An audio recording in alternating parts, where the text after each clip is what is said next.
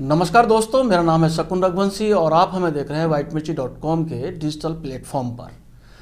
जैसा कि हम करते हैं, आपको आज एक और महत्वपूर्ण हस्ती के साथ मुलाकात करा रहे हैं। उनका नाम है हरीश चंद, लिखते हैं हरीश पेलक। पेलक एक गांव है पलवल के पास, जहां से वो आते हैं और उस क्षेत्र को आइडेंटिटी देना चाहते हैं जिस क्षेत्र ने उन्हें जन्म दिया, पाला पोसा और आगे बढ़ाया। एनएसएस से सेवा का भावना सीखी है। महर्षि दयानंद यूनिवर्सिटी में अभी फ़िलहाल मास्टर इन जर्नलिज्म कर रहे हैं। उन्हीं से जानते हैं उनकी अब तक की जर्नी के बारे में। अभी कुछ दिन पहले संसद में उनका भाषण भी बड़ा चर्चा में रहा है। क्या था वो भाषण, कैसे मिला था मौका? सबसे पहले तो आपको नमस्कार, आपके दर्शकों को नमस्कार करना चाहूँगा। जैसा आपने बताया, हरीश पेलक नाम है हमारा। सर, वो 31 अक्टूबर 2022 का भाषण था। राष्ट्रीय एकता दिवस के उपलक्ष्य में किया गया था। Ministry of youth affair and sports की तरफ से हमारा नाम गया हुआ था और उसमें एनएसएस की तरफ से स्पेशली, क्योंकि मुझे जो सीखने को मिला है वो राष्ट्रीय सेवा योजना के जरिए मिला है। वहीं से 7 जो स्पीकर थे पूरे देश से, उनका नाम था और मैं हरियाणा का प्रतिनिधित्व कर रहा था एज ए स्पीकर लोकसभा के केंद्रीय। क्या ऐसी कोई 2 लाइन बताएंगे जो आपने उस भाषण में वहाँ पर कही? मुझे बिल्कुल मैं बताना चाहूँगा। सबसे पहले जब मैंने शुरुआत की तो डॉक्टर राहत इंदौरी साहब की का शेर के साथ मैंने शुरुआत की कि हम अपनी जान के दुश्मन को अपनी जान कहते हैं, हम अपनी जान के दुश्मन को अपनी जान कहते हैं, मोहब्बत की इसी मिट्टी को हिंदुस्तान कहते हैं। और उसी के बीच में कि हमारा देश, आप जब उसको सुनेंगे तो उसमें एक आएगी लाइन कि सरदार पटेल जी ने कहा है कि हमारा देश जब तक तरक्की नहीं करेगा जब तक किसान और मजदूर तरक्की नहीं करेंगे। कुल मिला के राहत इंदौरी साहब को वामपंथी, वाम मार्गी माना जाता है और आपने दक्षिणपंथी सरकार के समय में आपने संसद में वो कह दिया जो शायद राहत इंदौरी साहब भी अपने अंत समय तक वहाँ तक नहीं पहुँच सके, कि हमारी जान की दुश्मन को जान कहते हैं, है, और जिस मिट्टी में पला हूँ उसको हिंदुस्तान कहते हैं। मैं आपको बता दूं कि नेशनल सर्विस स्कीम एनएसएस, क्या उसका आदर्श वाक्य होता है? Not me but you. Yes sir, not me but you English में कहते हैं और हिंदी में है स्वयं से पहले आप। स्वयं से पहले आप। हाँ जी। तो इस पंक्ति को अगर हम ये देखें, इस पंक्ति का आज के सामाजिक संदर्भ में क्या महत्व है? सर, महत्व ये है कि देखिए, आज के समय में कोई भी व्यक्ति कोई भी काम करता है तो वो व्यक्तिगत रूप से करता है और व्यक्तिगत अपने लिए कि मुझे क्या मिलेगा। कहीं ना कहीं हमारे सामाजिक दायित्व हैं, हमारी नैतिक जिम्मेदारियां हैं। और जब क्योंकि एज ए पॉलिटिकल साइंस का स्टूडेंट मैं हमेशा कहता हूं कि हमारे भारतीय संविधान में 6 मौलिक अधिकार हैं। मूल रूप से 6 मौलिक अधिकार हैं, लेकिन मौलिक कर्तव्य 11 हैं। हमारे कर्तव्य ज़्यादा हैं समाज के प्रति, राष्ट्र के प्रति। तो जब हम नॉट मी बट यू की बात करते हैं, स्वयं से पहले आप की बात करते हैं, हम वो काम करने की कोशिश करते हैं और हम ये बताना चाहते हैं कि हम वो काम करें। व्यक्तिगत तो हर कोई करता है, करना भी चाहिए, लेकिन राष्ट्रीय हित भी उसमें शामिल हो, और जिस काम में नेशनल इंटरेस्ट शामिल होगा, यकीनन समाज और राष्ट्र तरक्की करेगा। हाँ, सीधी सी बात है। देखिए, आज है क्या, कर्तव्य और अधिकारों का जो संघर्ष है, जो लड़ाई है, उसमें लोग अधिकारों के लिए तो रेज अलार्म करते हैं, है ना, लेकिन कर्तव्यों पे कहीं ना कहीं कदम पीछे कर लेते हैं। तो आप अगर इस चीज़ पर आगे बढ़ते हैं तो निसंदेह उससे समाज में एक फिजा बदलेगी, ऐसी हम उम्मीद करते हैं। अच्छा, मैंने सुना है कि बहुत ही साधारण परिवार से आते हैं, ग्रामीण पृष्ठभूमि है आपकी। कुछ परिवार का बताइए और एनएसएस से जुड़ाव और ये बदलाव जो आपने इस जीवन में लिया है उसके बारे में थोड़ा संक्षिप्त जर्नी के बारे में हमें बताइए। सर, जैसा आपने बताया, क्योंकि हरीश पेलक लिखता हूँ, पेलक मेरे गांव का नाम है जो पलवल ज़िले में आता है, और क्योंकि हम भी मजदूर परिवार से ही संबंध रखते हैं, लेकिन हमारे पेरेंट्स ने, हमारे टीचर्स ने, जब मैंने एनएसएस की शुरुआत की, government boys senior secondary school Palwal में जो है, वहाँ पे हमारे एनएसएस के इंचार्ज होते थे बलवीर सर, और वो मेरे क्लास के इंचार्ज भी थे और एनएसएस के इंचार्ज भी थे, पॉलिटिकल साइंस के लेक्चरर थे। तो उन्हीं के निर्देशन में वहाँ से हमने शुरुआत की। आज हमारे डिस्ट्रिक्ट एजुकेशन ऑफिसर जो पलवल में हैं, श्री अशोक बघेल जी, वो हमारे प्रिंसिपल हुआ करते थे। वहाँ से एनएसएस में आने के बाद हमें पता चला कि हम पढ़ाई के साथ साथ ये एनएसएस एक ऐसा प्लेटफॉर्म है जहां हम खुद को पहचान कर खुद पे काम कर सकें और उस क्षमता से सोसाइटी के लिए जहां हमारी ज़रूरत हो वहां काम कर सकें। कॉलेज में आई, मैं नेहरू कॉलेज फरीदाबाद से मैंने मास्टर्स कंप्यूटर साइंस से किया। वहाँ बहुत सपोर्ट रहा। मेरे प्रोग्राम ऑफिसर हुआ करते थे कमल सर और सुखवीर सर। तो डॉक्टर कमल सर और सुखवीर सर का बहुत सानिध्य मुझे मिला और मैं अपने प्रेरणा स्रोत जो मानता हूँ एनएसएस के जो कोऑर्डिनेटर हैं और हमारे भूतपूर्व एचओडी रहे हैं प्रोफेसर रणवीर सिंह गुलिया सर, क्योंकि उन्होंने मुझे हर कदम पे सहयोग किया, हर तरह से मुझे तराशा और उन स्किल्स को इम्प्रूव करने का मुझे पूरा मौका दिया। अच्छा, लेकिन मुझे एक बात बताइए, आप 2 बार मास्टर कर चुके हैं, तीसरी बार मास्टर आप कर रहे हैं, घर वाले ना कहते भाई पैसा कब कमाएगा?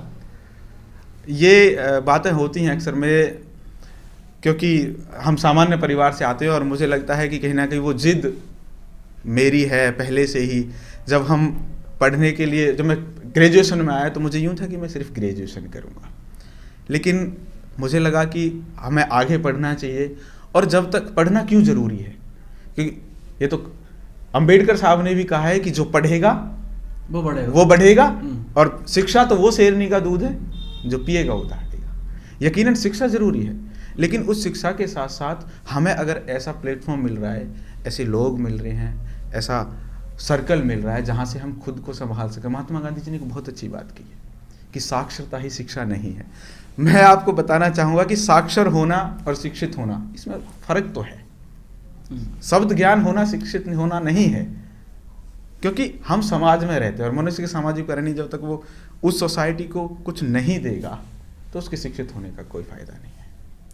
अभी मैं ये जानना चाहूँगा कि अभी जो मीडिया के बड़े बड़े नए माध्यम हैं, और ख़ासकर मैं कहता हूँ सोशल मीडिया के माध्यम है, आप देखेंगे युवा उस पर मटक रहे हैं, नाच रहे हैं, झूम रहे हैं, और आप एक वर्ग का प्रतिनिधित्व करते हैं।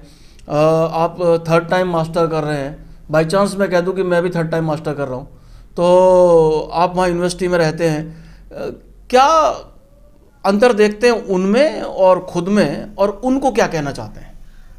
मैं सबसे पहले तो जब युवाओं की बात करता हूँ, देखिए भारत दुनिया का सबसे बड़ा लोकतंत्र है और भारत दुनिया का सबसे बड़ा युवा देश भी है। आप 1 मिनट के लिए फील करके देखिए, दुनिया के सबसे बड़े युवा देश के युवा हैं हम, तो हमारी जिम्मेदारियां और ज़्यादा हो गई। लेकिन कहीं ना कहीं ये देखने में आया है, आपका कहना ठीक है, कि हम जो वक्त हमें अपने सपने निर्धारित करने होंगे, हमें अपने काम का निर्धारण करना होगा। अगर ऐसा होगा तो ही हम कुछ कर पाएंगे। जो मेरे और युवा साथी हैं वो भी साथी ही हैं, उनको मैं सिर्फ यही कहना चाहूँगा कि आप अपनी स्किल्स पे काम करना शुरू करें, खुद को समझें, और ज़रूरी है खुद को समझना। जब हमने अपनी खुद की स्किल्स पे काम करना शुरू कर दिया, यकीनन हम निखरेंगे। और हमारे अंदर की, देखिए खामियां भी सबके अंदर होती हैं और खूबियां भी सबके अंदर होती हैं। हम खामियों को कम करते चले जाएंगे और हम ज़रूर किसी ना किसी विधा में अच्छा कर पाएंगे, चाहे वो कोई सी भी हो सकती है। आप लिखने में अच्छा कर सकते हैं, पेंटिंग में अच्छा कर सकते हैं, आप हो सकता है खेलते बहुत अच्छा हो, कोई गेम ज्वाइन कर लीजिए। पढ़ते हैं तो अच्छी बात है, पढ़ना तो है ही है, वो तो एक मूल कर्तव्य हो गया है, लेकिन उसके साथ हम क्या और विशेष कर सकते हैं, उस विधा को समझ के उस पर काम करना बहुत ज़्यादा ज़रूरी है। मेरे लास्ट के 2 क्वेश्चन रहेंगे। एक तो मुझे ये बताइए थोड़ा ब्रीफ में कि कहाँ किस किस तरह के आपको अवार्ड आज तक मिले हैं? सर हाँ, आपने जैसा कहा कि अवार्ड कह सकते हैं, लेकिन वो एक जिम्मेदारी है, एक राष्ट्रीय स्तर की जिम्मेदारी है। जो 2017 में मुझे नेशनल अवार्ड एनएसएस का मिला था, इंदिरा गांधी राष्ट्रीय सेवा योजना राष्ट्रीय पुरस्कार करके वो होता है, वो उसकी सेरेमनी होती है राष्ट्रपति भवन में ही। हमें राज्यवर्धन राठौर सर के हाथों से मिला था। हाईटी हमारी प्रेसिडेंट ऑफ इंडिया सर के साथ हुई थी, जो राष्ट्रपति भवन है उसके दरबार हॉल में। इसके साथ राजभवन में भी कई बार सम्मानित होने का मौका मिला, और वो एक जिम्मेदारी के तौर पे हम आज भी अपनी टीम के साथ, क्योंकि अब मैं यूँ कहूँ कि हरीश ही करता रहता है ऐसा नहीं है, एक टीम वर्क होता है, पूरा एक सर्कल है, टीम है। मेरे और भी जो युवा साथी हैं मुझे बहुत सारे ऐसी चीज़ें बताते हैं कि सर हम ये कर सकते हैं, भैया हम ये काम भी बहुत अच्छे से कर सकते हैं। इसके साथ 2018 की बात है, मुझे भारत का प्रतिनिधित्व करने का मौका मिला। अंतर्राष्ट्रीय युवा विनिमय कार्यक्रम होता है, इंटरनेशनल यूथ एक्सचेंज प्रोग्राम, चीन जाने का मुझे मौका मिला। उससे पहले 2016 में भूटान में यूथ लीडरशिप ट्रेनिंग कैंप होता है, एक युवा नेतृत्व प्रशिक्षण शिविर, उसमें भी भारत का प्रतिनिधित्व करने का मौका मिला। तो तमाम इस तरह के मौके बहुत आते हैं और हम एनएसएस के माध्यम से ही मैंने सीखा है। अच्छा, जैसे आप कह रहे हैं कि भाई शिक्षा जो है बहुत आवश्यक है, मुझे क्या लगता है कि ये गूंगे का गुड़ नहीं होना चाहिए कि आप मज़े ले रहे हैं। इस शिक्षा को बांटने का भी आपको आगे कदम बढ़ाना चाहिए, कुछ इस तरफ भी सोच रहे हैं? हाँ बिल्कुल, इस तरफ ही सोच के हम पढ़ रहे हैं। और मेरा मानना है कि शिक्षा तो अगर हमारे पास कुछ है, हम शिक्षा के मामले में तो हमारे पास, हम दूसरों को देंगे तो हमारी और प्रैक्टिस होगी।